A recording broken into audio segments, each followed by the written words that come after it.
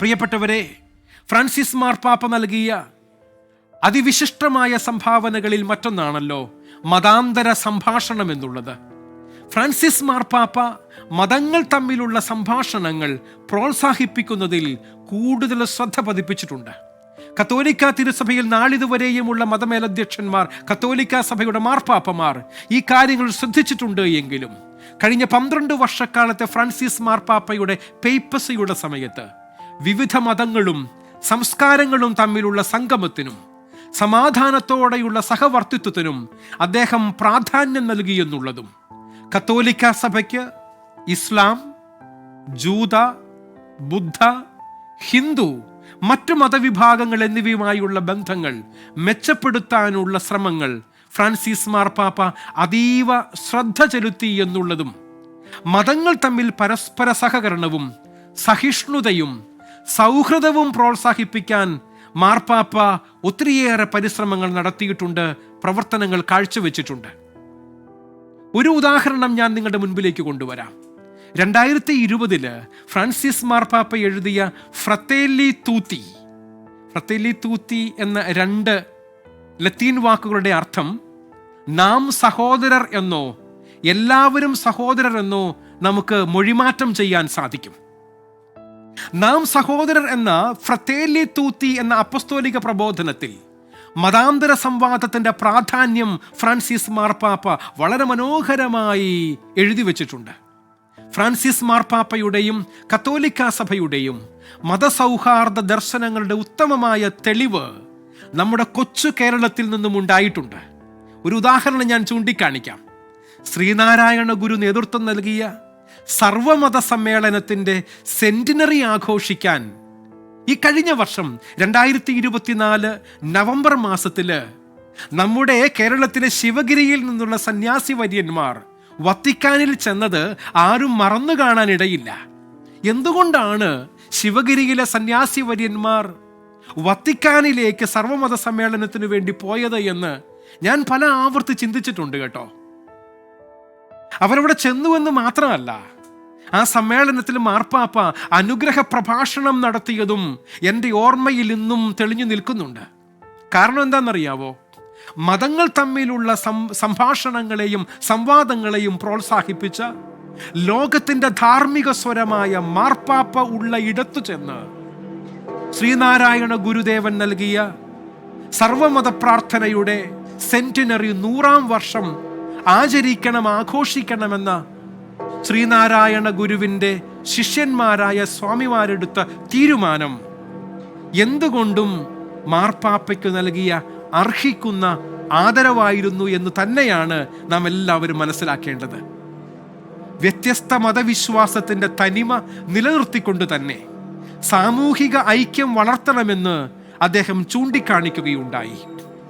ഇപ്രകാരം ലോകത്തിലുള്ള സകല മനുഷ്യരുടെയും, അത് മതവിശ്വാസിയാകട്ടെ അവിശ്വാസിയാകട്ടെ, മതമുള്ളവനാകട്ടെ മതമില്ലാത്തവനാകട്ടെ,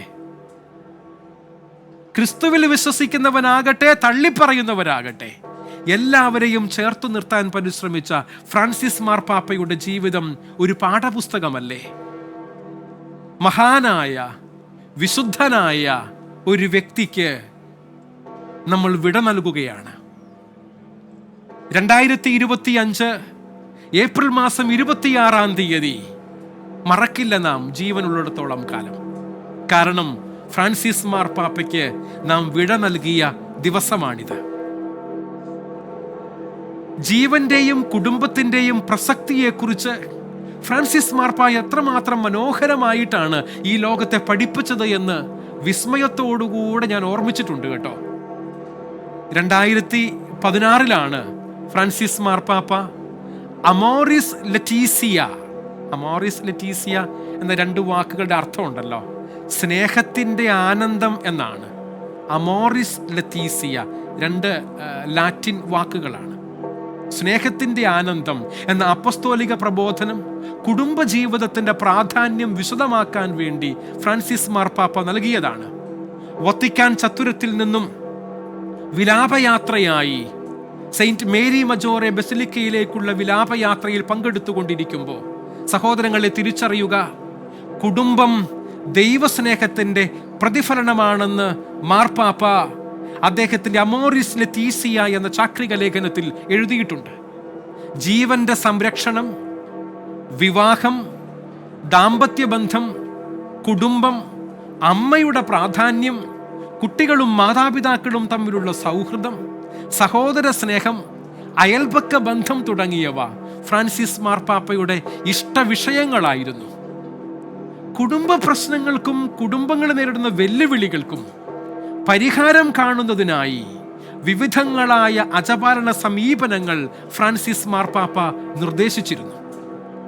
വിവാഹത്തിനുള്ള തയ്യാറെടുപ്പുകൾ, വിവാഹിതരായ ദമ്പതികൾക്ക് പ്രാരംഭ വർഷങ്ങളിൽ നൽകുന്ന പിന്തുണ, പരസ്പര വിശ്വാസം വളർത്തുക, ദാമ്പത്യ സഹകരണം വർദ്ധിപ്പിക്കുക, പരസ്പര സഹായം ഉറപ്പാക്കുക എന്നിവയുടെ പ്രാധാന്യം ഫ്രാൻസിസ് മാർപ്പാപ്പ ചൂണ്ടിക്കാണിച്ചു.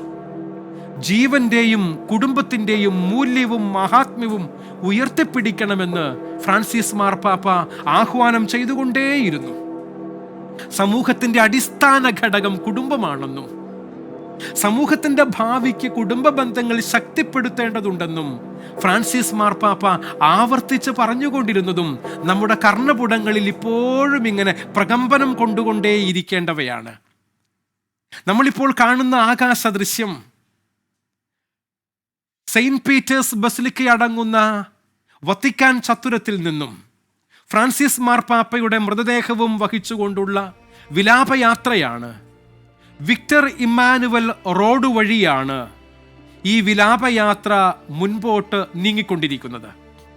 ഏകദേശം 4 കിലോമീറ്റർ ദൂരമാണ് ഈ വിലാപയാത്ര പോകുക. അത് പോകുന്ന വഴിയിലാണ് വെനീസ് ചത്വരം എന്നറിയപ്പെടുന്ന ഇടമുള്ളത്. സൈനികരുടെയും സുരക്ഷാപാലകരുടെയും അകമ്പടി വാഹനങ്ങളിൽ 2 വശങ്ങളിലൂടെയും കടന്നു പോകുന്നത് നാം കാണുന്നുണ്ട്. അവയ്ക്ക് നടുവിലായി ഫ്രാൻസിസ് മാർപ്പാപ്പയുടെ മൃതദേഹമുള്ള ശവമഞ്ചം ഒരു ഗ്ലാസ് പെട്ടിക്കകത്താക്കി വശങ്ങളിൽ മാർപ്പാപ്പയ്ക്ക് അയപ്പ് നൽകാൻ, മാർപ്പാപ്പയ്ക്ക് വിട നൽകാൻ തെരുവോരങ്ങളിൽ നിൽക്കുന്ന എല്ലാ മനുഷ്യർക്കും കാണാൻ പാകത്തിന് മാർപ്പാപ്പയുടെ ശവമഞ്ചവും വഹിച്ചുകൊണ്ടുള്ള വിലാപയാത്രയാണ് മുൻപോട്ട് നീങ്ങിക്കൊണ്ടിരിക്കുന്നത്. ഏകദേശം 2.5 ലക്ഷത്തോളം മനുഷ്യർ കഴിഞ്ഞ 3-4 ദിവസങ്ങളായി വത്തിക്കാനിലെത്തി ഫ്രാൻസിസ് മാർപ്പാപ്പയ്ക്ക് അന്തിമോപചാരം അർപ്പിച്ചു എന്നാണ് വത്തിക്കാൻ ഗവൺമെന്റ് പുറത്തുവിട്ടിരിക്കുന്ന കണക്കുകൾ സൂചിപ്പിക്കുന്നത്. അതുകൊണ്ട് തന്നെയും പ്രിയപ്പെട്ടവരെ, അവിടെ ചെന്ന എല്ലാവർക്കും ഫ്രാൻസിസ് മാർപ്പാപ്പയെ ഒന്ന് കാണാനോ അന്തിമോപചാരം അർപ്പിക്കാനോ ഗുഡ് ബൈ പറയാനോ സാധിച്ചില്ല എന്ന നിരാശയോടെ കുറേയേറെ പേർ അവിടെ തങ്ങുന്നുണ്ട് എന്ന് മനസ്സിലാക്കുന്നു. അപ്രകാരം അദ്ദേഹത്തെ ഒരു നോക്ക് കാണാൻ സാധിക്കാതെ പോയവർക്ക് വത്തിക്കാൻ ചത്തുരത്തിൽ നിന്നും സെന്റ് മേരി മജോറെ ബസിലിക്കയിലേക്കുള്ള ഈ വിലാപയാത്ര കടന്നു പോകുന്ന 4 കിലോമീറ്റർ ദൂരം 2 വശങ്ങളിലും തിങ്ങി നിറഞ്ഞു നിൽക്കുന്ന ജനവിഭാഗത്തിന് ഫ്രാൻസിസ് മാർപ്പാപ്പയെ ആ ഗ്ലാസ് ഉള്ള ആ പേടകത്തിനകത്ത് വെച്ചിരിക്കുന്ന ഫ്രാൻസിസ് മാർപ്പാപ്പയുടെ ഭൗതിക ശരീരമുള്ള ആ പെട്ടിയിലേക്ക് നോക്കി ആദരവോടുകൂടെ ഗ്രാസിയെ ഫ്രാൻസെസ്കോ എന്ന് പറയാൻ സാധിക്കുന്ന സമയം, ഓഡിയോ ഫ്രാൻസിസ് എന്ന് പറയാൻ പറ്റുന്ന സമയം, പരിശുദ്ധ പിതാവേ അങ്ങേക്ക് വിടയെന്ന് ലോകം തൊഴുകൈകളോടെ ഫ്രാൻസിസ് മാർപ്പാപ്പയ്ക്ക് യാത്രാമൊഴിയേകുന്ന, അദ്ദേഹത്തെ നിത്യതയിലേക്ക് യാത്രയയക്കുന്ന വിശുദ്ധമായ നിമിഷങ്ങൾക്കാണ് നാം ഇപ്പോൾ സാക്ഷ്യം വഹിച്ചുകൊണ്ടിരിക്കുന്നത്.